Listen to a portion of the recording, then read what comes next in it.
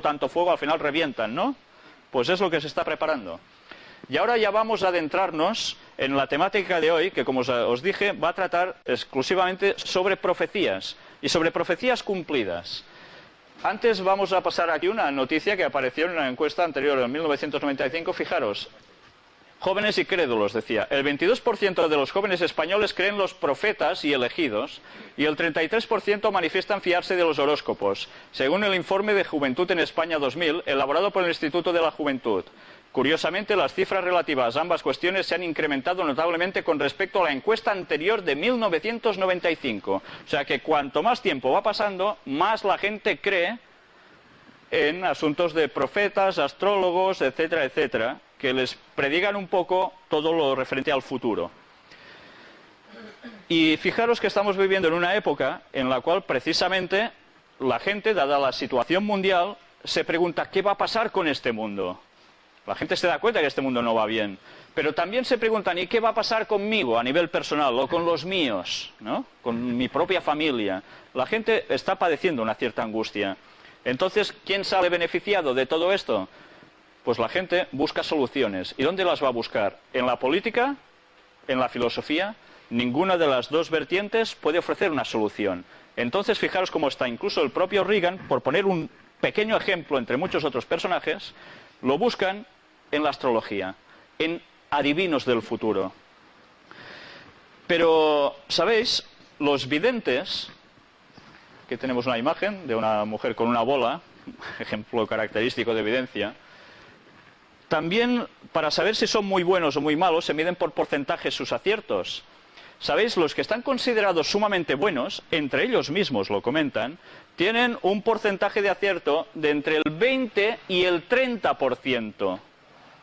O sea, esto quiere decir que tienen un margen de error de entre el 70 y el 80%, que es muchísimo margen de error. Y en cambio son los mejor considerados por muchísima gente. Y la gente más importante del mundo va a acudir a ellos. Pero, ¿no os gustaría encontrar a alguien que os diera el 100% de fidelidad absoluta en el cumplimiento de sus cosas? Claro, porque si encontramos a alguien que el 100% ¡pam!, lo acierta, rápidamente desestimamos el resto de gente que dice, bueno, pues esto lo acierto y el otro no. Vamos a intentar descubrir hoy si verdaderamente hay alguien que pueda ofrecer el 100% de exactitud en sus cumplimientos. Y para eso, ¿sabéis? No vamos a hablar ni de Nostradamus, ni del célebre San Malaquías, sino que vamos a hablar de los profetas que hemos venido tratando hasta ahora, que son los profetas bíblicos, que quizás son los más grandes desconocidos a nivel general, y que nos tendrán que demostrar si verdaderamente sus pretensiones de ser divinamente inspirados son ciertas o son un auténtico fraude. Y para eso tendremos que argumentar y demostrar con historia si eso se ha cumplido o no. Vamos a tratar de escritos que hace, por ejemplo, 3.500 años, algunos de ellos que estuvieron escritos. No estamos tratando de adivinos que se ponen hoy a consultar algo de futuro o a hacer predicciones, sino de gente que incluso hace 3.500 años que existió. Otros, bueno, pongamos 1.500 años antes de Cristo aproximadamente, otros hasta el 100 después de Cristo. Estamos hablando de gente de hace como mínimo 2.000 años que existieron. Vamos a ver si sus predicciones realmente se han cumplido o son una auténtica bola, una trola. Pero, primero de todo, sabéis que hasta ahora, cada vez que os hemos enseñado un texto bíblico, lo hemos mostrado aquí, y vosotros lo podíais seguir, ¿verdad?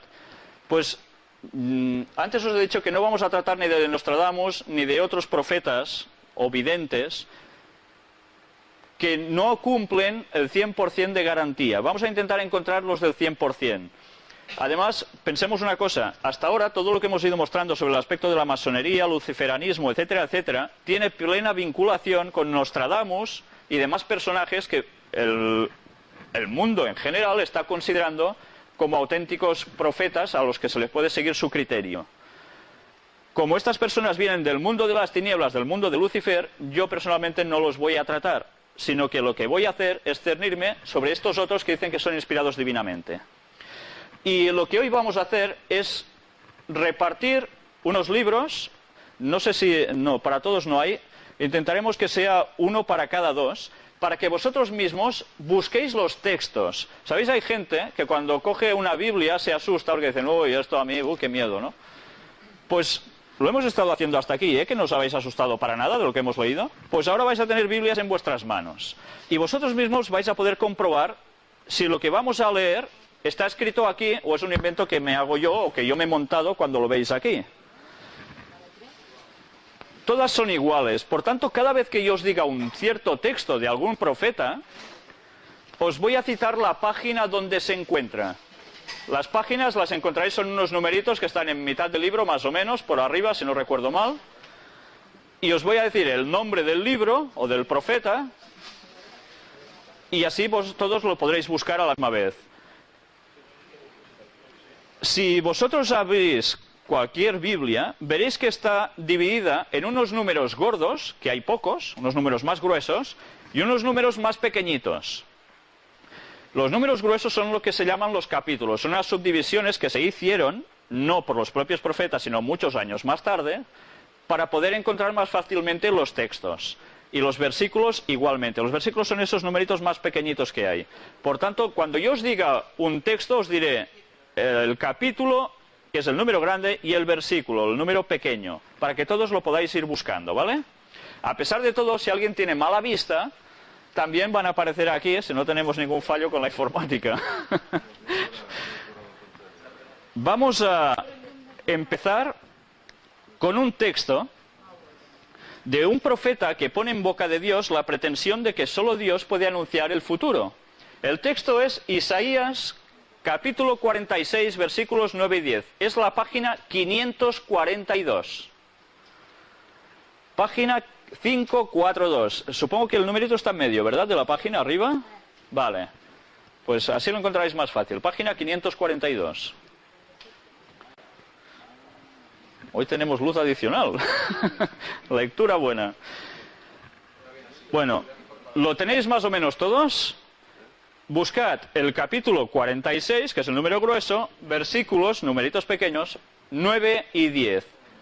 Vamos a leerlo. Yo os lo voy a leer desde aquí, ¿vale? Vosotros podéis seguirlo en vuestras Biblias.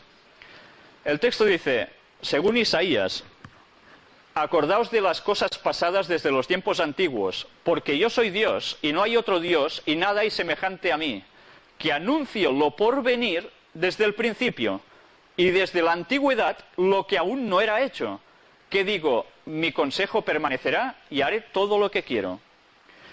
Como os he dicho, esto lo dice profeta Isaías refiriéndose a Dios. Él dice, nadie más puede adivinar el futuro. Dejaros de tonterías. Solo yo, Dios, puedo decir el futuro. Vamos a ver si esto es cierto o es solo una fantasmada. ¿Me entendéis? Una pretensión absurda.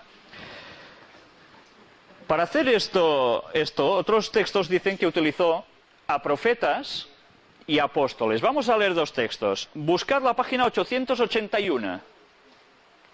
Página 881. El libro se llama Hebreos. Y el capítulo 1, versículo 1.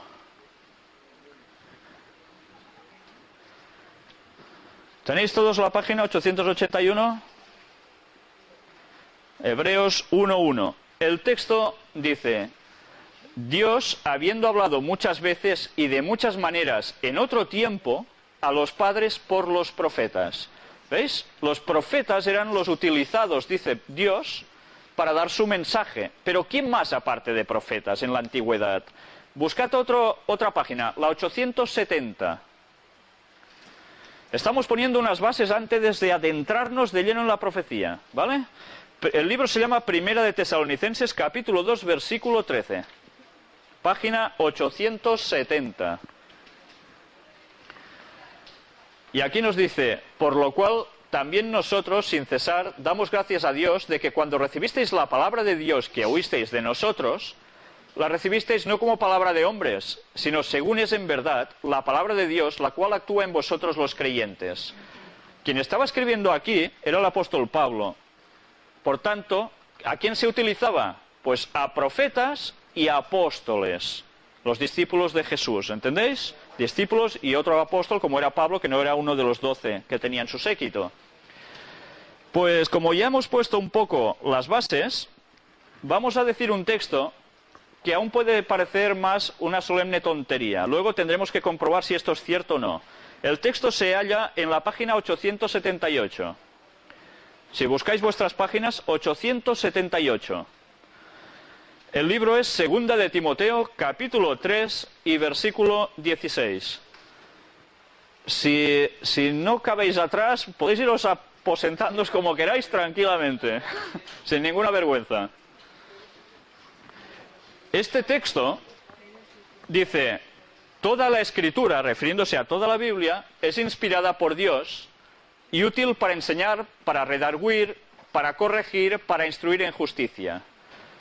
O sea que cuando estamos hablando teóricamente de un escrito profético bíblico, es inspirado por Dios todo, entero. No es un invento de nadie.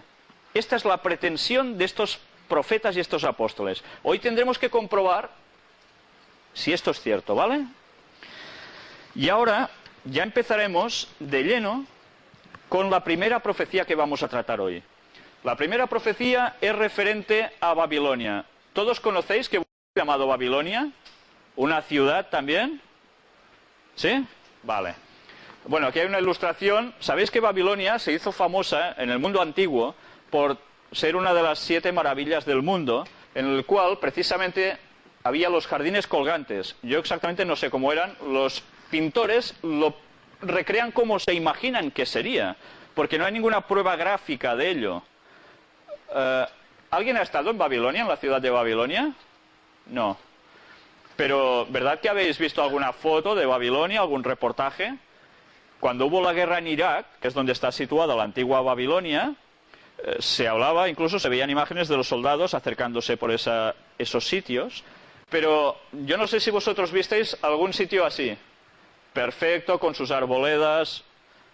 Yo no lo he visto, pero eso tiene una lógica aplastante. No lo he visto porque Babilonia ya no existe como ciudad, existe como ruinas. Entonces, vamos a hablar, precisamente es una profecía sobre Babilonia, que se encuentra, buscadlo, página 522. El libro se llama Isaías, capítulo 13, y vamos a leer varios versículos. Para empezar, nos situaremos con el 1, y luego vamos a leer ya la profecía en sí. Isaías 13, versículo 1, página 522, dice: profecía sobre Babilonia revelada a Isaías, hijo de Amoz.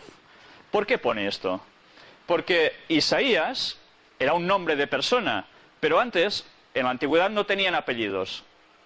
Entonces se tenían que hacer valer del nombre de su padre, de su progenitor, para saber quién era el que hablaba. O sea, no existía Isaías Pérez, ¿me entendéis? Tenía que ser, pues, Isaías, hijo de Amoz, que era su padre. Entonces, gracias a eso se va sabiendo en la cronología en qué fecha podemos poner a este señor en la historia. Pero antes de hablar un poco sobre Isaías, vamos a ver precisamente la profecía. Fijaros lo que pone aquí, del 17 al 22. He aquí que yo despierto contra ellos a los medos, que no se ocuparán de la plata ni codiciarán oro. Por cierto, ¿sabéis quiénes eran los medos? ¿Os suena de algo eso? Hubo un imperio llamado los medo-persas, ¿verdad? Que eran 2 pueblos que se unieron por parentesco y juntos crearon un gran imperio. Pues fijaros, aquí se habla de ellos. Yo os digo una cosa, este escrito, luego lo veremos, se hizo precisamente cuando Babilonia estaba en apogeo. O sea, que no estaba en declive para nada. Y en cambio, se le ocurre a un señor ponerse en problemas y decir, pues vais a ver lo que va a pasar con Babilonia. Y él dice: he aquí que yo despierto contra ellos a los medos, que no se ocuparán de la plata ni codiciarán oro. Con arco tirarán a los niños, y no tendrán misericordia del fruto del vientre, ni su ojo perdonará a los hijos. Y Babilonia, hermosura de reinos y ornamento de la grandeza de los caldeos eran los habitantes de Babilonia, será como Sodoma y Gomorra, a las que trastornó Dios. Y que ya sabéis vosotros que se dice que Sodoma y Gomorra quedaron extinguidas por un fuego, ¿no? Un fuego divino. Nunca más será habitada, ni se morará en ella de generación en generación. Ni levantará allí tienda el árabe, ni pastores tendrán allí majadas, sino que dormirán allí las fieras del desierto, y sus casas se llenarán de hurones. Allí habitarán avestruces, y allí saltarán las cabras salvajes. En sus palacios aullarán hienas, y chacales en sus casas de deleite. Y cercano al llegar está su tiempo, y sus días no se alargarán. Yo no sé si os ponéis un momento en la piel del profeta.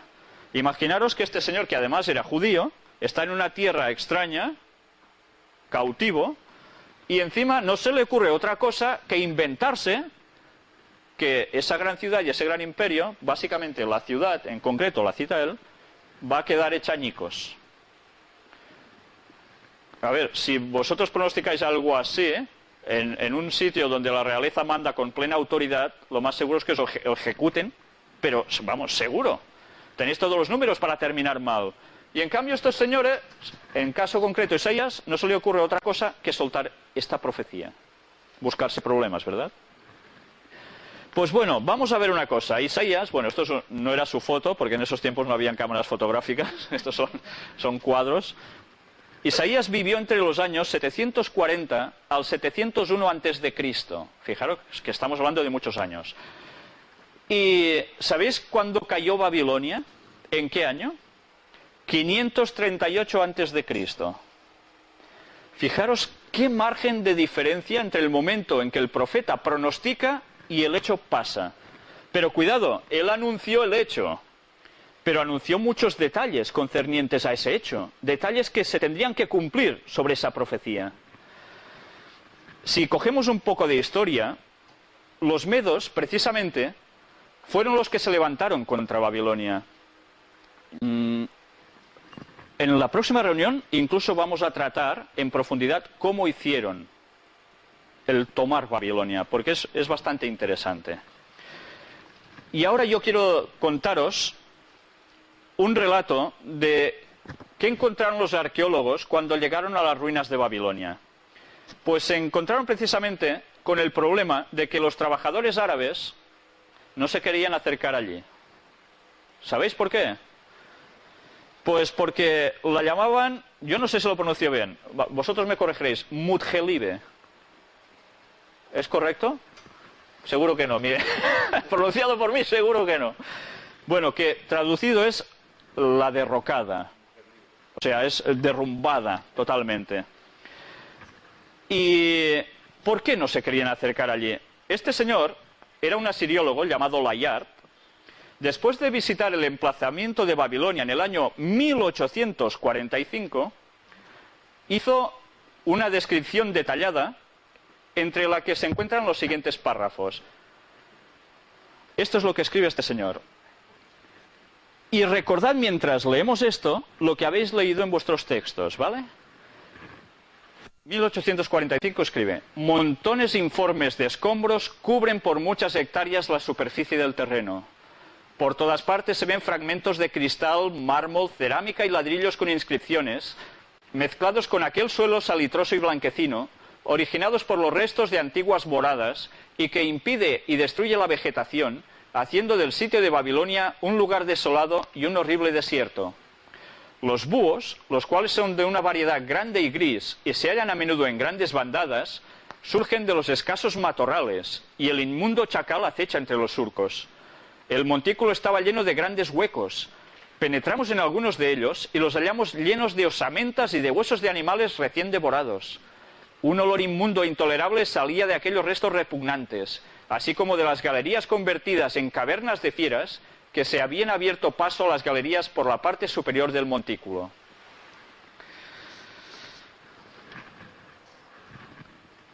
¿Os recuerda esto lo que habéis leído en los textos?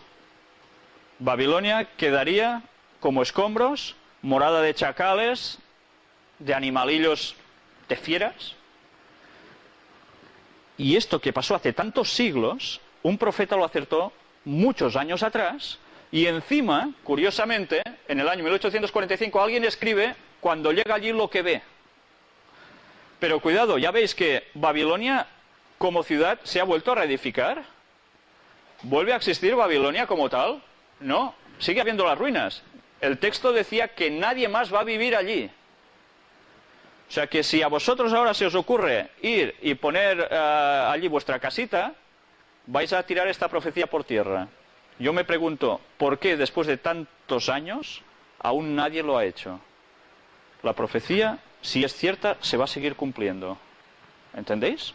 ¿Vosotros seríais capaces de hacer un pronóstico con esta precisión absoluta? Yo no. Si vosotros tenéis este don, enhorabuena, porque os vais a forrar. Y ahora vamos a tratar otra profecía que no tiene desperdicio y que yo cuando la conocí me llamó muchísimo la atención. ¿Habéis oído hablar de Tiro? ¿Os suena Tiro? ¿Sí? Está situado en el mar Mediterráneo. ¿Sabéis dónde está Israel? Palestina. Pues un poquillo más arriba. Pertenece al Líbano actualmente, ¿vale? Estáis situados, bien. Pues vais a buscar las páginas 623 y 624. El libro en cuestión se llama Ezequiel, que era otro profeta. Y vamos a buscar el capítulo 26 y vamos a leer varios versículos, no todos seguidos, correlativos, para no alargarlo más. Y iremos viendo toda la predicción que hace este profeta, precisamente sobre Tiro. ¿Lo tenéis? El texto dice: por tanto, así ha dicho Jehová el Señor: he aquí yo estoy contra ti, oh Tiro, y haré subir contra ti muchas naciones, como el mar hace subir sus olas, y demolerán los muros de Tiro, y derribarán sus torres, y barreré de ella hasta su polvo, y la dejaré como una peña lisa. Remarco esta frase: la dejaré como una peña lisa. Tendedero de redes será en medio del mar. No olvidéis esta frase. Porque yo he hablado, dice Jehová el Señor, y será saqueada por las naciones. Estábamos leyendo del 3 al 5. Ahora vamos a leer más versículos. El 7. Porque así ha dicho Jehová el Señor: he aquí que del norte traigo yo contra Tiro a Nabucodonosor, rey de Babilonia, rey de reyes, con caballos y carros y jinetes y tropas y mucho pueblo. Yo no sé si estáis percibiendo los detalles. El profeta además se atreve a decir quién va a atacar Tiro. Aparte de cómo va a quedar Tiro. Vale, es como si yo ahora digo: mira, va a venir alguien de Valladolid que vive en cierto pueblo por allí, que se llama Pepe, ¿vale? Y vendrá justo aquí hoy y va a liar una que no veas. Hoy no, o de aquí 20 días, y que yo lo acierte. ¿Es que vais a quedar flipando? Pues esto lo hizo el profeta con mucha más antelación. Pero vamos a ver más textos. El versículo 12. Y robarán tus riquezas y saquearán tus mercaderías, arruinarán tus muros y tus casas preciosas destruirán, y pondrán tus piedras y tu madera y tu polvo en medio de las aguas. Versículos ahora 14 y 15. Y te pondré como una peña lisa, tendedero de redes serás, y nunca más serás edificada. Porque yo Jehová he hablado, dice Jehová el Señor. Así ha dicho Jehová el Señor a Tiro: ¿no se estremecerán las costas al estruendo de tu caída, cuando griten los heridos, cuando se haga la matanza en medio de ti? La descripción que le daba a Tiro no era muy halagüeña, ¿eh? La verdad es que si uno vivía en Tiro, se lo podía pensar dos veces si se iba corriendo de la ciudad antes de que eso pasara, si es que verdaderamente se lo querían creer que eso venía de parte divina. Ezequiel, fijaros, nos vamos a situar, vivió entre los años 592 570 antes de Cristo, y nos hablaba aquí de un personaje, el rey Nabucodonosor, rey de Babilonia, rey de reyes, muy poderoso, ¿no? Que vivió entre los años 604 y 561 antes de Cristo. Y ahora vamos a ver un poco con la historia. Primero vamos a enseñaros una foto de un señor que también tiene que ver con la cuestión. Bueno, este es Nabucodonosor, y ahora vamos a ver otro señor. ¿Sabéis quién es este señor? Alejandro Magno. Ah, sí, muy bien, Alejandro Magno. ¡Qué vista, qué vista! Alejandro Magno. ¿Y qué tiene que ver Alejandro Magno con todo esto? ¿Sabéis que Alejandro Magno era precisamente de qué imperio? Del griego, ¿no? Hace relativamente poco se hizo una película de Alejandro Magno. Pues vamos a ver un poco la historia. Nabucodonosor, rey de Babilonia, no se le ocurrió otra cosa que ir a sitiar Tiro, la ciudad amurallada, durante, ¿sabéis cuánto tiempo? No un día, ni dos, ni cuatro. 13 años. Antes eran un poco brutos haciendo las cosas. O sea que cuando iban a sitiar una ciudad, la sitiaban bien. ¿Y de qué se encargaban? Pues, ala, vamos a ver, vamos a rodear la ciudad y como está amurallada, a ver quién es el guapo que sale. Como no se van a rendir, o a menos es lo que pretenden, no rendirse, vamos a esperarlos a que salgan. Cuando salgan, pues ya, ala, a recibir, ¿no? Y si no, nos los llevamos cautivos. ¿Qué provocaban con esto? Pues claro, que los habitantes se terminaran la comida, se terminaran la bebida, se empezaran a matar entre ellos, en según qué sitio hasta comerse entre ellos, madres a sus hijos, etcétera. Esto pasó en Jerusalén, en concreto, entre otros sitios. Y claro, llega un momento en que o se rinden del todo o se mueren. Y cuando ya están sumamente debilitados, normalmente al final el rey, ¿qué pasaba? Se hartaba y decía, pues ala, vamos a derribar la puerta y entremos y los 4 que queden nos los cargamos del todo. Sí, más o menos. Pero, ¿sabéis qué pasó? Llega el momento en que después de 13 años, el rey Nabucodonosor recibe una noticia de estado y tiene que coger y largarse. No se puede quedar más tiempo allí. Y los de Tiro, pues la mar de contentos. Parecía que hasta allí había ido todo bien. Por cierto, los habitantes de Tiro eran fenicios. ¿Os suenan los fenicios? Eran gente mercader que se enriquecieron muchísimo aprovechando las costas del mar Mediterráneo y que incluso llegaron hasta Girona, a la Costa Brava, en Ampurias, en Rosas, esos alrededores. Estos señores griegos y demás que iban llegando, pues entre ellos estaban también los fenicios, estos mercaderes. Y llegaron a hacer tal cantidad de fortuna que eran considerados pues una potencia mundial en esos momentos.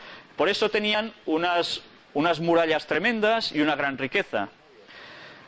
¿Y sabéis qué hicieron? Los habitantes de Tiro aprovecharon también, mientras estaban el rey Nabucodonosor sitiando, a pasar por ciertos sitios, aparte sin que los vieran, y en una isla que estaba a menos de 1 kilómetro de distancia, empezaron a construir otra Tiro. O sea que nadie se enteró y ellos iban haciendo otra Tiro. Y con el paso del tiempo, va pasando el tiempo, llegan 2 siglos y medio después, las tropas de Alejandro Magno. Y Alejandro Magno, que por esas cosas parece que no le gustaba mucho esa metrópoli rebelde, dijo, vamos a hacer una cosa. Como ahora todos se han ido a la isla y viven allí, vamos a coger toda la ciudad que está en la costa, la vamos a destruir. ¿Y qué vamos a hacer?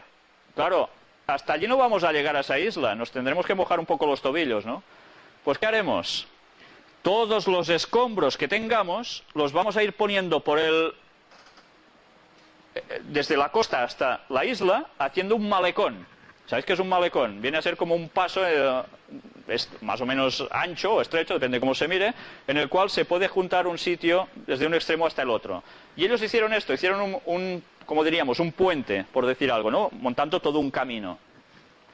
Y cuando llegaron allí, pues ya podéis imaginaros lo que llegó a pasar, ¿no? Hicieron una gran escabachina, o sea, bueno, empezaron a matar a mucha gente. Y, ¿sabéis? Hay cosas que llaman la atención. Resulta que de Tiro también se habla en los tiempos de Jesús. Precisamente era una ciudad situada a unos 40 kilómetros de Nazaret, de donde Jesús era original, ¿no? Pero, ¿sabéis? La vida de comercial de Tiro, después de ser saqueada y asesinados como pintaban aquí, tuvieron tanta fortuna que se rehicieron y volvieron a ir construyendo, y la profecía parecía que no se terminaba de cumplir. Pero llega un momento en que empiezan a derribarlo todo, llega incluso a ser saqueada e incendiada por orden de Percenio Níger, este señor que veis aquí, en el año 193, porque precisamente se habían puesto en contra de otro personaje, que era Séptimo Severo. Y este señor que veis aquí, no sé, la verdad es que hace cara de muy simpático, es una caricatura de un personaje, no he encontrado la foto real, es lo único que os he podido contar, pero bueno, más o menos para que os hagáis una idea de quién era. Este señor era Omar, entre los años 633 y 638 después de Cristo. Erigieron una muralla enorme que parecía inexpugnable, pero luego vinieron los cruzados en el año 1224, lo conquistaron, y finalmente llegaron los turcos en el año 1291 y aún hicieron más. Pero ¿sabéis qué pasó? La ciudad de Tiro quedó tan arrasada que la convirtieron literalmente en una peña lisa. Y jamás fue reedificada. La otra parte de Tiro sí. Que sabéis, con la guerra del Líbano, precisamente ha salido también en las noticias. Pero la otra parte de Tiro jamás volvió a ser edificada. Y sabéis, yo pude ver un documental hace aproximadamente unos 5 años, en televisión, donde aún se veía Tiro como una peña lisa, auténticamente lisa. Pero cuidado, había un detalle muy importante en la profecía. ¿Sabéis para qué serviría, decía el texto? Para que los pescadores tendieran sus redes. ¿Vale? Y allí, pues, ¿qué se tendrían que dedicar a hacer? Pues a remendar las redes, ¿no? Pues precisamente las imágenes que yo contemplé eran eso. O sea que después de tantos años, la profecía sigue cumpliéndose. Y esa parte de Tiro jamás ha vuelto a ser edificada. ¿Cómo un profeta podía saber todo esto con tanta exactitud? Hubo un viajero y anticuario llamado Thomas Bruce, que era conde de Elgin, y fue a Tiro en busca de algún objeto suyo de interés. Y allí se encontró el hombre con unas columnas hundidas, que parece ser que las olas las terminaban de abatir, y en sus notas dejó lo que él presenciaba. Vamos a leerlo. La sola curiosidad me indujo a pasar por Tiro, y fui el triste testigo del cumplimiento de las profecías. 2 miserables pescadores, después de haber recogido algunos pescados, acababan de tender sus redes sobre las rocas de Tiro. Y eso mismo lo seguí viendo yo muchos años después. Y sigue siendo un hecho habitual ahora. Si vosotros ahora fueseis a Tiro y os pusieseis a vivir allí, esta profecía se va a la porra también. Con lo cual, todo el pasado no serviría de nada y sería todo en el conjunto una mentira. ¿Veis la importancia incluso de hasta el último detalle? Si nosotros no percibimos que se cumple en cada detalle, no nos damos cuenta de la magnitud del cumplimiento de una profecía así, con miles de años. Y hoy en día Tiro sigue siendo una ciudad bastante moderna, dentro de todo, después de ciertos ataques. Pero bueno, vamos ya a cambiar y vamos a tratar con su vecina, Sidón. Sidón está, vamos, casi al lado de Tiro, más o menos, aproximadamente. Y, bueno, esto es Sidón. Veis aquí que hay restos antiguos. Vamos a hablar de una profecía que se encuentra en la página 626. El libro también es Ezequiel, el mismo profeta de antes. Y el capítulo es el 28. Vamos a leer versículos del 20 al 23. Dice el texto: vino a mí palabra de Jehová, diciendo: Hijo de hombre, pon tu rostro hacia Sidón, y profetiza contra ella, y dirás: así ha dicho Jehová el Señor, he aquí yo estoy contra ti, oh Sidón, y en medio de ti seré glorificarán que yo soy Jehová, cuando haga en ella juicios, y en ella me santifique. Enviaré a ella pestilencia y sangre en sus calles, y caerán muertos en medio de ella, con espada contra ella por todos lados, y sabrán que yo soy Jehová. ¿Veis un detalle distinto aquí? ¿Alguien puede percibir un detalle distinto de esta profecía a la que hemos tratado sobre Tiro? ¿Dice aquí en algún momento que Sidón va a desaparecer como ciudad? ¿Que va a dejar de ser habitada para siempre? ¿Lo veis? Yo no lo veo, ¿eh? Pues vamos a ver cómo precisamente esta diferencia entre dos ciudades vecinas se sigue cumpliendo hoy en día. ¿Sabéis? Vamos a hacer un poco de historia de Sidón. Resulta que Sidón pasó por numerosísimas batallas y ha sido así durante todos los siglos. El rey Cambises de Persia, este señor que aparece en un bajorrelieve, conquistó aquella ciudad en el año 526 a.C. En el 351 a.C. fue destruida durante una revuelta y sufrió precisamente un gran derramamiento de sangre. Cuando se rebelaron contra los persas, en el año 345 a.C., murieron 40.000 de sus ciudadanos. En esos tiempos las ciudades no eran mucho más grandes. O sea, morir 40.000 personas de una ciudad era casi bien desaparecer absolutamente. Lo más fácil era decir, pues nos vamos a otro sitio, como ha pasado tantísimas veces cuando ha muerto tanta gente en una población.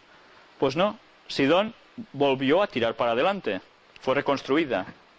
Luego cayó en manos también de Alejandro Magno, para variar, en el año 334 a.C. aproximadamente, viéndose así involucrada en la guerra de sus generales.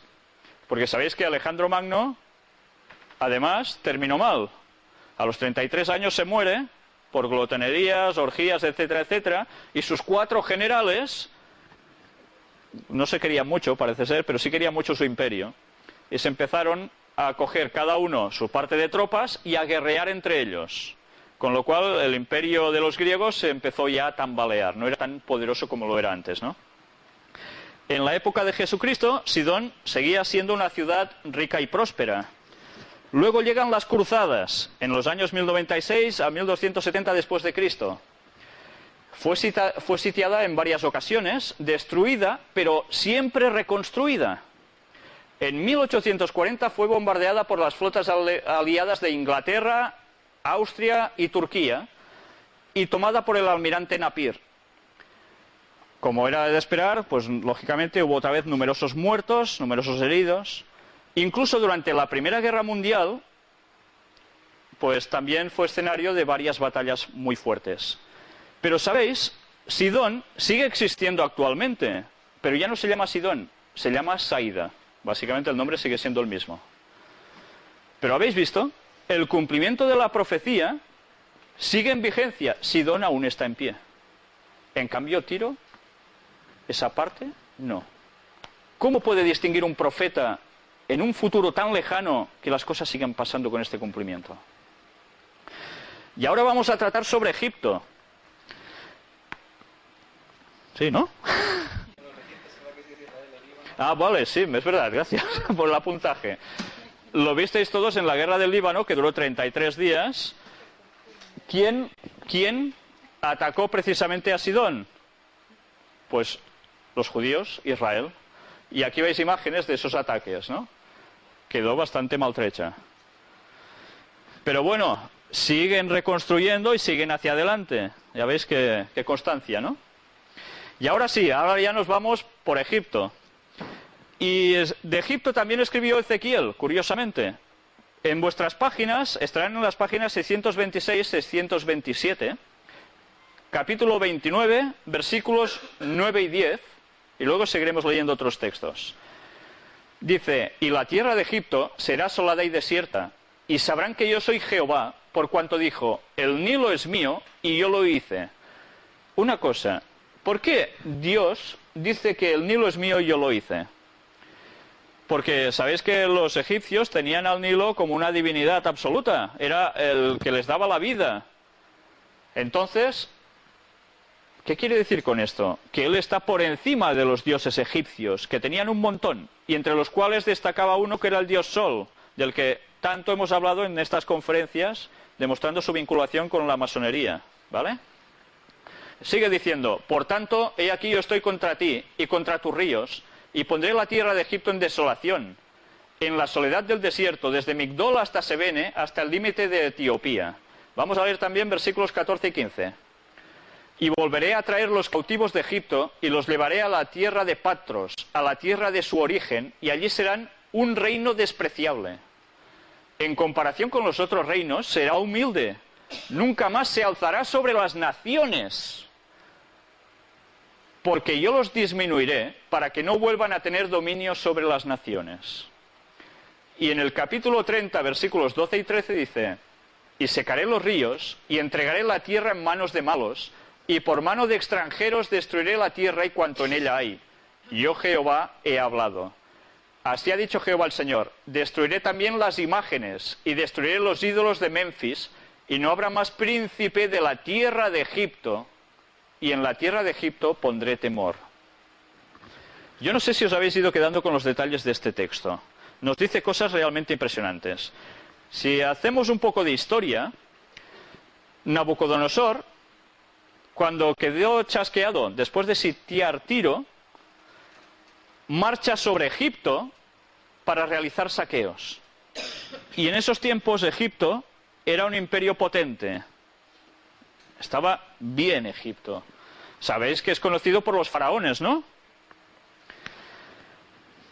Los invasores, ¿qué hicieron? Pues desenvainaron sus espadas y llenaron, como era de esperar, la tierra de cadáveres.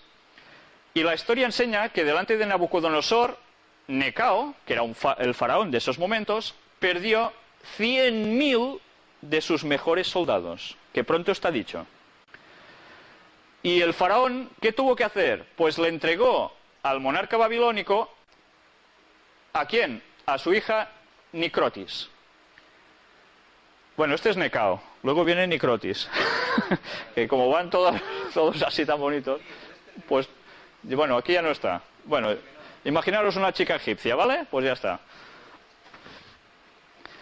Pero, ¿sabéis? La venganza de Nabucodonosor contra Egipto no llegó a su culminación, sino después de la muerte de Ezequiel. Ezequiel pronostica algo y se muere, él no lo ve, pero después que él se ha muerto, eso se cumple. No es fácil hacer eso, ¿eh? Cuando surge un impostor llamado Amasis, Nabucodonosor se apresuró a efectuar una batida en Egipto en el año 567 a.C., 3 años después de la muerte de Ezequiel. ¿Cómo podía saber eso, Ezequiel? Pero, ¿sabéis? Las predicciones de Ezequiel respecto a la suerte de Egipto iban mucho más allá de sus días. Anunció la última invasión asiática del Nilo, llevada a cabo por los persas, estos señores que veis aquí, y la forma como serían destrozadas las divinidades de Tebas, que supongo que esto lo habéis visto en más de un reportaje documental, también de Zoán y de Memphis. Por tanto, la desolación de ese país fue pronosticada. Y, curiosamente, Egipto, que llegó a ser el granero del mundo, queda sellado con una expresión: la tierra de Egipto será asolada y desierta. ¿Qué es Egipto actualmente? ¿Con qué lo relacionáis, Egipto? Arenas, unas ciudades, alguna en concreto, el Cairo, bastante grande, el resto, bastante miseria y ruinas, por tanto, turismo. ¿Entendéis?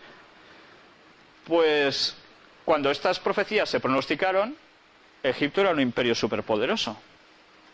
¿Cómo podía saber el profeta todo esto? Aquí vemos imágenes de esculturas enormes. Estas imágenes son las que decía el profeta que serían abatidas. Y aquí las tenéis. Son ruinas. Y el pueblo de Egipto, ¿qué es actualmente? ¿Se enorgullece sobre otra nación? Dijo que nunca más se pondría por encima de las otras naciones. No podrían chulear de nada. Porque ¿viven de qué? De turismo. Por eso cuando los fundamentalistas atacan a los turistas, temen de que no vayan turismo, y si no va turismo, Egipto se hunde, porque están viviendo básicamente de esto. Pero claro, vamos a hablar un poco de los presidentes de Egipto. Yo no sé si os habéis fijado en el texto, pero decía que no habría presidente de Egipto o rey de Egipto. ¿Qué quiere decir esto? Vamos a hacer un poco de historia. Resulta de que los persas, en el año 345 a.C., entraron en un periodo de decadencia, los de Egipto, sometiéndose a griegos, romanos, árabes, turcos, franceses, ingleses. Fijaros todas las generaciones de otras naciones que han ido masacrando a Egipto con el tiempo. Y el rey Farouk, ¿os suena el rey Farouk I de Egipto? Los que seáis un poco mayores supongo que lo sabréis, ¿no? Que rigió precisamente los destinos de Egipto durante la década de los años 50, era descendiente de Mehemet Ali, que aquí no es este señor precisamente. Y no viene. ¿Sabéis quién era Mehemet Ali? Era un extranjero albanés que fue admitido precisamente como consecuencia de un convenio de 4 naciones europeas frente a los problemas con Turquía. Por tanto, el presidente no era egipcio. Pero cuidado, ¿quién manda actualmente en Egipto? ¿Lo sabéis? Hosni Mubarak, ¿no? Estamos mal de política internacional, ¿no? ¿Y Hosni Mubarak es egipcio? Pues tampoco es egipcio Hosni Mubarak. También fue puesto precisamente por intereses aliados europeos. Y fijaros que como presidente siempre o casi siempre está dando soporte ¿a quién? A gobiernos occidentales, mientras su pueblo cada día dicen que es más fundamentalista islámico. Entonces está reteniendo al pueblo más o menos como puede. ¿Eso va a durar siempre? Pero fijaros que la profecía decía, y no habrá más príncipe de la tierra de Egipto. Y así sigue siendo. Quien manda a Egipto sigue siendo un extranjero. Increíble que un profeta acierte esto con esta precisión. Para mí es alucinante. Y ahora Egipto, ya veis, es pasado. Aunque también en otra profecía de la cual vamos a hablar, no hoy, tiene una cierta importancia. Por tanto, quedaros con el nombre de Egipto, ¿vale? Porque en esa otra profecía sí que nos concierne a nosotros. Estas no nos conciernen a nosotros, de hecho, ¿verdad? Son profecías del pasado, salpican un poco el presente, pero de hecho a nosotros no nos tocan. En las que vamos a tratar posteriormente, sí. Y ahora vamos a tratar también sobre los judíos. Aquí tenéis sus emblemas característicos, la bandera de Israel y el candelabro de 7 brazos, ¿no? Muy característico. Buscad en vuestras Biblias página 163 y 164. Sobre los judíos también había pronósticos. ¿Vosotros normalmente veis en historiadores que hablen mal de su propia nación, que la pongan a morir, que hablen pestes de ellas? Eso no es lo normal. Cuando cogéis escritos de historiadores, hablan grandes cualidades de su nación, pero de los otros no tanto. Pero curiosamente, en el caso de los judíos, en los que se dicen que eran profetas, sí que hablan cosas buenas, pero muchísimas veces, y más en estas profecías en concreto, ponen a los judíos fatal. Pero fatal. Y con esto, como decíamos antes, se jugaban el pellejo. Se jugaban su vida por sus propios contemporáneos y de su propio país, de su propio pueblo. Pues vamos a adentrarnos un poco en esto de los judíos. Deuteronomio capítulo 28, si lo leéis en vuestras Biblias, vamos a empezar con el versículo 15. Pero acontecerá, si no oyeres la voz de Jehová tu Dios, para procurar cumplir todos sus mandamientos y sus estatutos que yo te intimo hoy, que vendrán sobre ti todas estas maldiciones y te alcanzarán. Aquí Dios les advierte, yo os he dado los 10 mandamientos, os he dado estatutos para que la nación funcione. Si no lo hacéis, tendréis problemillas. ¿Y qué problemillas son? Vamos a leer un poco más. Versículo 25. Jehová te entregará derrotado delante de tus enemigos. Por un camino saldrás contra ellos, y por 7 caminos huirás delante de ellos. Y serás vejado por todos los reinos de la tierra. O sea, nada bueno, ¿eh? Versículo 37. Y serás motivo de horror, y servirás de refrán y de burla a todos los pueblos a los cuales te llevará Jehová. Y era su pueblo, teóricamente. Versículos del 64 al 67. Y Jehová te esparcirá por todos los pueblos, desde un extremo de la tierra hasta el otro extremo. Y allí servirás a dioses ajenos que no conociste tú ni tus padres, al leño y a la piedra. Y ni aun entre estas naciones descansarás, ni la planta de tu pie tendrá reposo, pues allí te dará Jehová corazón temeroso, y desfallecimiento de ojos y tristeza de alma. Y tendrás tu vida como algo que pende delante de ti, y estarás temeroso de noche y de día, y no tendrás seguridad de tu vida. Por la mañana dirás, ¿quién diera que fuese la tarde? Y a la tarde dirás, ¿quién diera que fuese la mañana? Por el miedo de tu corazón con que estarás amedrentado, y por lo que verán tus ojos. Esta profecía fue escrita por Moisés en el año 1500 antes de Cristo. Estamos hablando de una profecía escrita hace 3500 años. Sobre su pueblo, los judíos. ¿Y los judíos hicieron caso de guardar los mandamientos de Dios a nivel general? No. ¿Y pasó lo que describía el profeta? ¿Sigue pasando lo que describe el profeta aquí? Si hacemos un poco de historia, nos damos cuenta de que los judíos tuvieron que hacer una diáspora, salir huyendo de su tierra, porque eran atacados, eran masacrados. Y en esa diáspora se van por todas partes de Europa, de África del Norte, y con el tiempo van llegando a todas partes del mundo. Y los judíos están extendidos por todo el mundo. ¿Pero por qué? Porque se quedaron sin su tierra, ¿no? Como no tuvieron ya tierra y fueron exiliados y deportados, se fueron esparciendo por todas partes, como decía el texto. Es curioso, ¿eh? Son el pueblo más extendido del mundo. Y el texto lo decía. Pero ¿os habéis fijado que también decía que serían motivo de burla, de refranes? ¿Quién no se ha pitorreado en su cultura, en sus refranes sobre los judíos?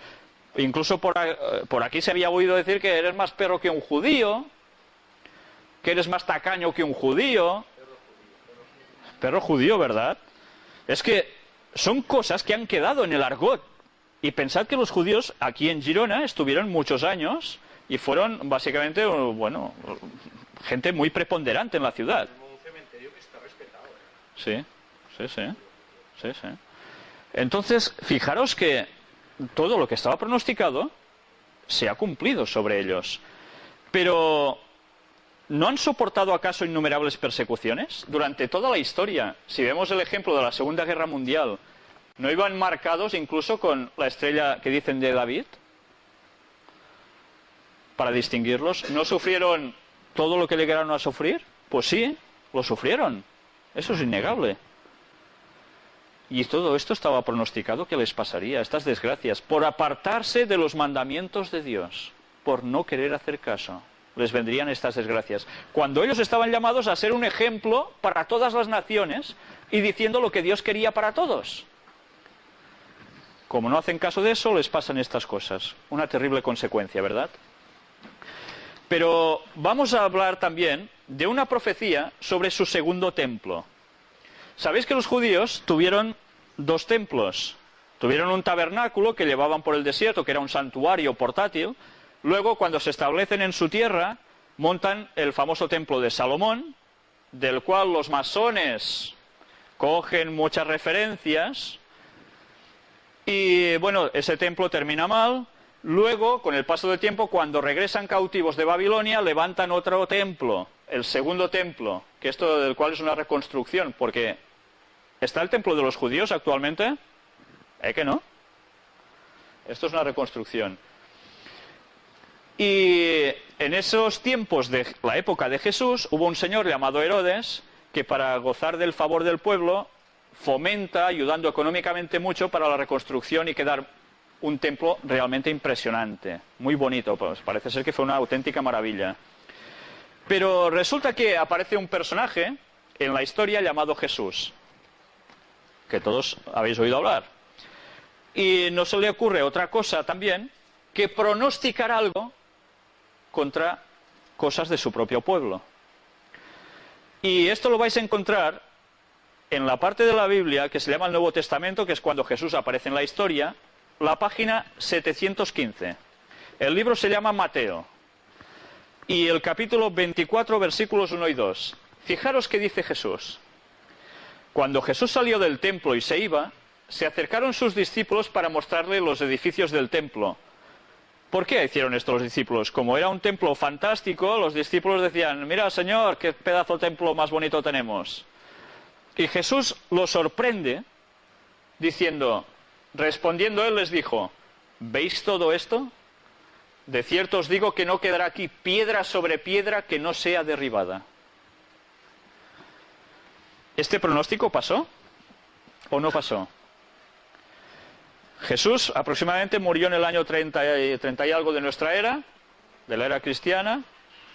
Pero ¿cuándo se cumplió esta profecía? Porque se cumplió, ¿lo sabéis? Pues precisamente se cumplió en el año 70, 40 años después que Jesús ya había muerto. ¿Y qué pasó?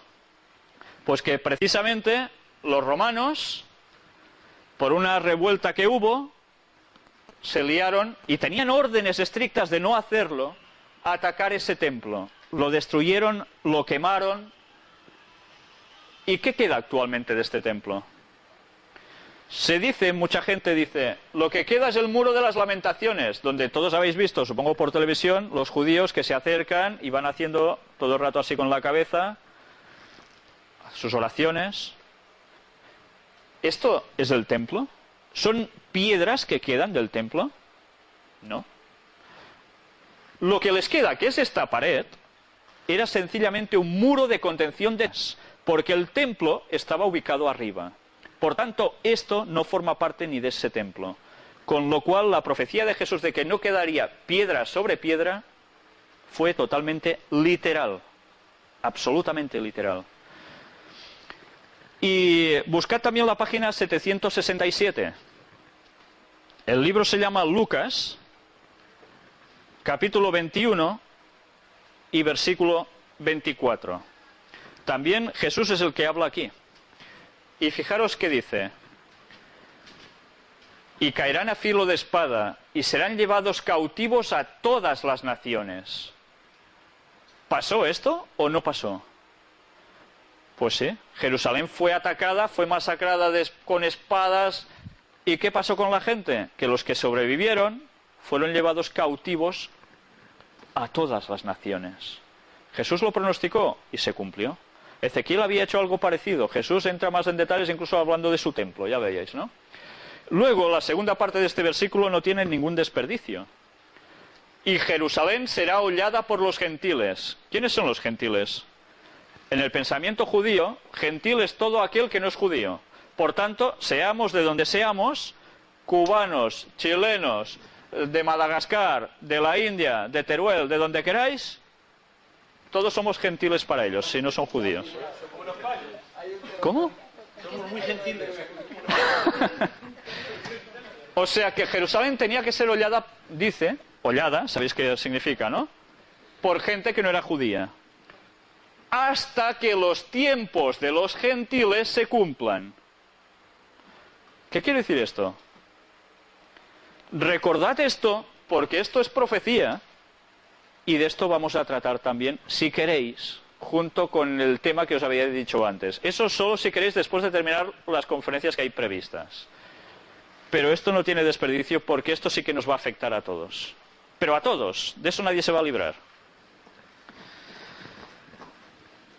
Pues todo pasó tal como estaba escrito en las profecías. ¿Sabéis? El análisis que hemos estado haciendo aquí, un poco resumido, son escritos de profetas que dicen no una sola profecía o dos, como hemos podido mostrar aquí, sino de cientos de profecías. En la Biblia hay cientos de profecías. Lucas 21, 24. Y todas ellas se han cumplido a la perfección. Son los únicos videntes que han demostrado tener el 100% de infalibilidad. Por tanto, ¿por quién creéis que, si pienso un poco, me voy a regir yo? ¿Por los que tienen un margen de error del 70-80%, siento los mejores? ¿O por gente que me ofrece el 100% de fiabilidad? Sinceramente, voy a ser un poco pelandrusco si no me voy al 100% de fiabilidad, ¿me entendéis?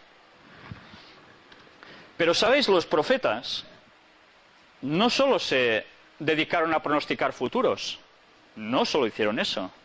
¿Sabéis que también dieron anticipaciones científicas? Vamos a tratar un poco sobre unas cosas que la ciencia no ha ido descubriendo hasta que han pasado un montón de años. Y estaban escritas en la Biblia. Buscad la página 405. El tema es la gravitación universal. ¿La Biblia hablaba de la gravitación universal? El libro en cuestión se llama Job. Capítulo 26 y versículo 7. El texto dice: Él extiende el norte sobre vacío, cuelga la tierra sobre nada. Otras versiones dice sobre la nada directamente. Claro, nosotros leemos esto en el año 2006 y dices, ya, ¿y qué? Esto lo sabe hasta, vamos, un niño recién nacido casi cuando ha ido al cole, ¿no? Sí, que sí. Pero, ¿sabéis? Esto fue escrito por Moisés, también 1500 años antes de Cristo, y hablaba sobre un personaje llamado Job, que era anterior al pueblo judío incluso. O sea, de un chorro de años tremendos. Y en boca de este personaje está poniendo que Dios extiende el norte sobre vacío y cuelga la tierra sobre la nada. Pero ahora que nosotros estamos en el 2006, tendríamos que retroceder un poco mentalmente. Todos habéis hecho algo de historia. Y si repasamos un poco, hubo una cultura de la cual nosotros somos partícipes y herederos totalmente, que es la cultura griega, ¿verdad? Con sus filósofos, sus matemáticos, etcétera, etcétera, y que está súper bien considerada, aún actualmente. Pues los griegos, que eran los señores tan listos ya en esas épocas de Sócrates, Platón y compañía, ¿sabéis qué decían? ¿Sabéis cómo se aguantaba la tierra, según ellos? Por un tío cachas, súper fuerte, llamado Atlas. Y soportaba el peso de todo el mundo, ¿eh? Muy fuerte debería ser el muchacho, ¿eh? Debería entrenar mucho más que nosotros, ¿eh? Pues esta era la cultura griega, la mejor que ha conocido la historia, se dice. Otras culturas decían que se sostenía sobre pilares, ¿vale? La Biblia, 1500 años antes de Cristo, decía que la Tierra colgaba sobre la nada, por tanto nos habla de la gravitación universal. Es curioso, ¿eh? Pero vamos a ver más cositas. El número incontable de estrellas. A ver, vosotros ahora, también, que habéis ido a colegio, también decís, ¡buah, las estrellas no se pueden contar! Y algunos, no sé si vosotros lo habéis hecho de pequeños, y quizás no de tan pequeños, salís al campo y decís, 1, 2, 3, 4, mira esa. Y empezáis a contarlas un poco así, ¿no? Pues no habéis sido los primeros que han hecho este intento, ¿eh? No habéis sido los primeros. Pero vamos a hablar de una profecía que se encuentra en la página 581 de vuestras Biblias, y es escrita por un profeta llamado Jeremías. El capítulo es el 33 y el versículo el 22. El texto en cuestión dice: como no puede ser contado el ejército del cielo, se está refiriendo a las estrellas cuando habla de ejército del cielo, ni la arena del mar se puede medir, así multiplicaré la descendencia de David mi siervo y los levitas que me sirven. Está hablando sobre el pueblo judío, que sería un pueblo numerosísimo. Pero para ejemplo, para muestra un botón, le dice al pueblo Dios, como no puede ser contado el ejército del cielo. Y nosotros ahora también desde el 2006 decimos, pues ya, ¿y qué? Eso ya lo sabemos todos, ¿no? La arena no la podemos contar, ni las estrellas tampoco. Pero volvamos un poco a la historia. Por cierto, Jeremías vivió entre los años 645 al 586 a.C., para situaros.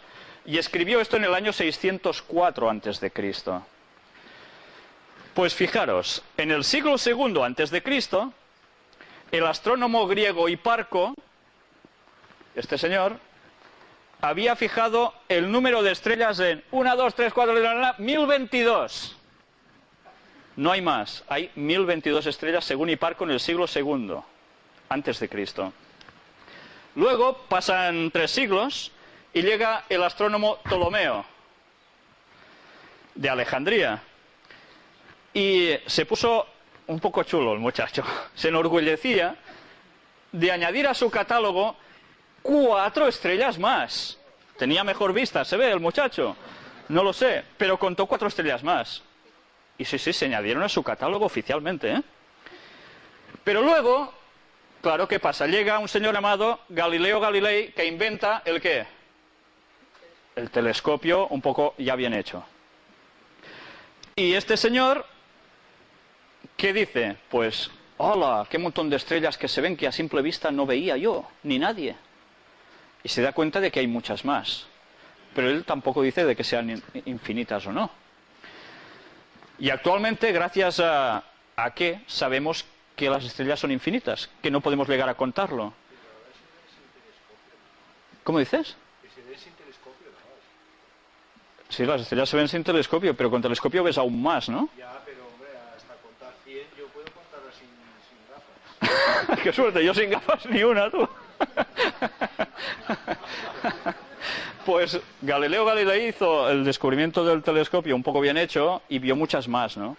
Pero actualmente, fijaros que bueno, ya lo habéis visto, hay unos centros increíbles donde unos telescopios tremendos llegan a ir descubriendo cada vez nuevas estrellas, nuevas galaxias, incluso telescopios puestos desde el espacio para tener una mejor nitidez, y cada vez se va descubriendo que el infinito espacio es eso, infinito, porque no se le ve ningún final por ningún sitio. Pues ya veis cómo Jeremías se anticipó bastante, ¿no? En palabras de Dios, no suyas, de Jeremías. Porque una cosa es curiosa, nunca ningún profeta bíblico dice que habla porque él es el más listo de todos, sino que dice que lo que dice es porque Dios se lo ha dicho. Esto hay que tenerlo en cuenta. Es la gran diferencia entre los videntes que están montando el mundo actualmente, donde van políticos y demás que decíamos antes, y el profeta bíblico. Nada que ver.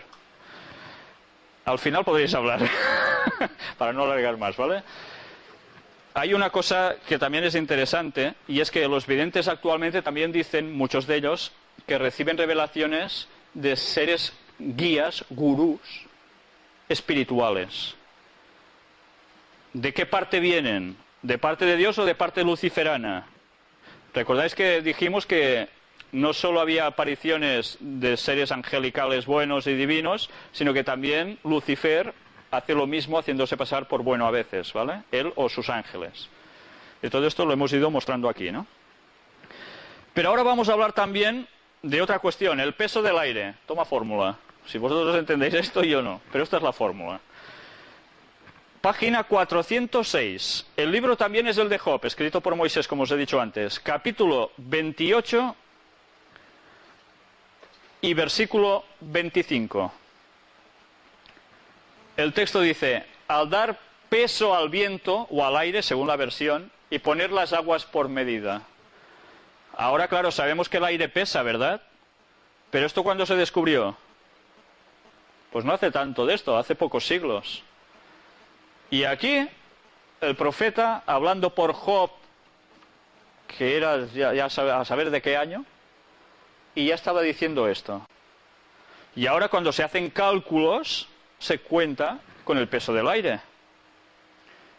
¿Cómo podía saber alguien que se nos pinta que los de antes iban con sandalias y 4 cosillas más, pobrecitos, saber esto? Pues si no era una revelación divina, ¿cómo lo podían saber, no? Esto y todo lo otro que hemos ido viendo. Pero, ¿vosotros sabéis la polémica que hubo porque la Tierra era o no redonda? Todos conocéis la historia de Colón, ¿no? Y su famoso huevo, el huevo de Colón. Pues bueno, esta foto es muy bonita, ¿no? La Tierra vista desde el espacio. Buscad la página 538. Volvamos al profeta Isaías, que como veis no solo cita pronósticos en el futuro, sino que además escribe sobre otras cuestiones. Isaías 40, versículos 21 y 22. Página 538. Como os he dicho, vivía entre el 740 y 701 antes de Cristo. ¿No sabéis? ¿No habéis oído? ¿Nunca os lo han dicho desde el principio? ¿No habéis sido enseñados desde que la tierra se fundó? Él está sentado sobre el círculo de la tierra, cuyos moradores son como langostas. Él extiende los cielos como una cortina, los despliega como una tienda para morar.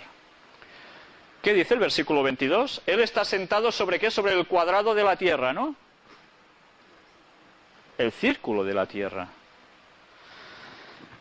Bueno, pues vamos a hacer un poquillo de historia. Vamos a ver. En la Edad Media, ya lo sabéis que se creía que la tierra era plana. Recordáis que en Galicia hay el Cabo Finisterre, en el otro extremo de España, y los marineros decían, uy, este mar puede ser terrible, pero claro, allí se termina. Y donde se termina, ¿qué pasa? Pues que el agua hace ¡guau!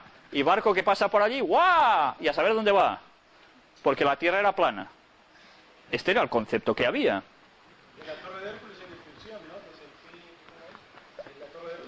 Luego lo comentáis, ¿vale? No quiero ser impertinente, pero es porque nos hemos de ceñir un poco, ¿vale? Tendremos tiempo. 10 minutos, vamos acelerando. Luego, resulta que los griegos, los señores tan listos, decían, la tierra tiene forma de tambor, de cilindro, decía otro, y que solo se podía habitar por encima, porque claro, si habitabas por debajo te caías. ¿Eh? Ahora decimos, qué absurdos, ¿eh? Pues estos señores han sido los célebres durante tantos y tantos años y aún se ponen como ejemplo para nosotros hoy en día, ¿no? De gran civilización e intelecto, apartados de Dios. ¿Veis la diferencia? Estando con Dios se dicen cosas ciertas, estando sin Dios se dicen burradas. No todo, por supuesto, pero eso puede pasar. Y ahora vemos este señor. ¿Quién es? Ni idea. Platón. Y el señor célebre Platón, que gracias a él se debe que la inmortalidad del alma, este concepto, haya entrado en el mundo cristiano, que no es bíblico, y eso podríamos hablar otra vez, en otra cuestión, en otro momento, decía que la Tierra era cúbica, y era Platón, ¿vale? Pues, ¿cómo es la Tierra? Redonda. ¿Y por qué Cristóbal Colón se empeñó en decir, pues si yo me voy por aquí, voy a dar la vuelta y vuelvo al mismo sitio? ¿De dónde lo sacó Cristóbal Colón esto? ¿Que el hombre era más sabio que todos? Pues Cristóbal Colón, aparte de ser quien era estudioso de las profecías. Y él leyó el texto que hemos leído antes. Y se lo montó para hacer lo que hizo.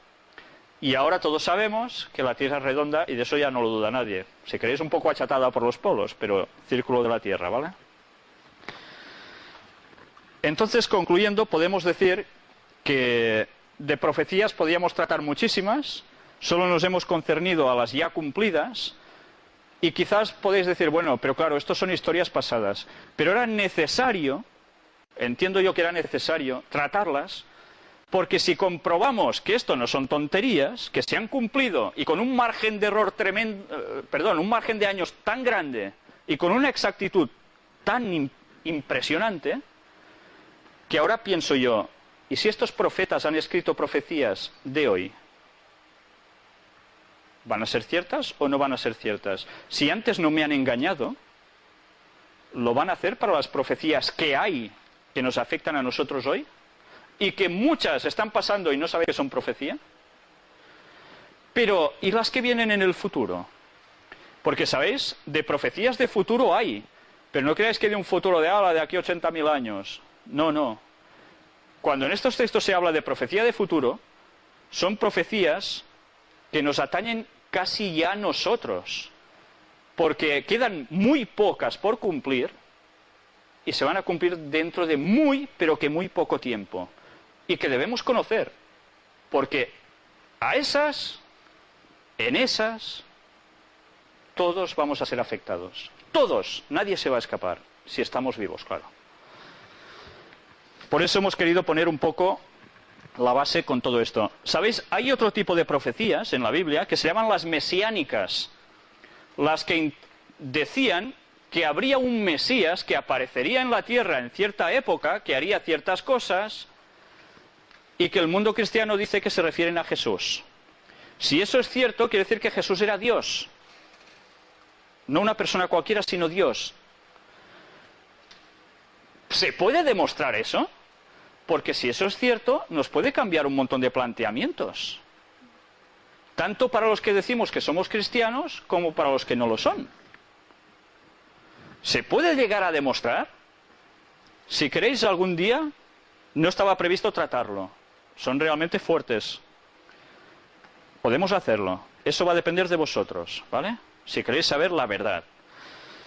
Pero bueno, yo ahora solo quiero apelaros a vuestro sentido común, y si hasta ahora lo que habéis visto es verdad, os incito a pensar, ¿no será verdad todo lo que va a venir también si se puede empezar a demostrar? ¿Sabéis? Cuando vamos a hablar de profecías presentes y futuras, cuando os he dicho que están muy cercanas las futuras, de algunas de ellas ya se están viendo plenos indicios. Plenos indicios, que si nosotros conocemos lo que va a pasar, sabremos ligarlo con lo que está empezando a pasar ahora. Y eso lo debemos conocer. La próxima conferencia es sobre Daniel 2. Daniel es un libro de la Biblia. Vamos a hablar específicamente de un solo capítulo. No sé si habéis visto antes en la presentación de la temática de hoy, de las profecías, un dibujito de una estatua de un señor que estaba así, muy chulo él. Vamos a hablar sobre eso. Y vais a ver que es una profecía que abarca pasado, cuidado, presente y atención, futuro cercano. Y es quizás para la gente que empieza a ponerse en profecías una de las más tremendas que hay para darse cuenta de que no todo pasa porque sí. Esa es la estatua que os decía en cuestión. Gracias. Por tanto, aquí termina el asunto. La próxima reunión ya va a ser de profecías que se están cumpliendo ahora. Y si podemos ya, también hablaremos de las futuras. ¿Vale? Ahora damos paso ya a quien quiera hablar. ¿Se ha acabado, Cinta? Quedan 4 minutos de cinta. Tenemos micrófono para que podáis intervenir y todo. Ahora no quiero, vale. Y si queréis formular alguna pregunta que no os atrevéis a decirlo en público, lo queréis pasar por escrito, también la semana que viene, si queréis, lo respondemos, ¿vale?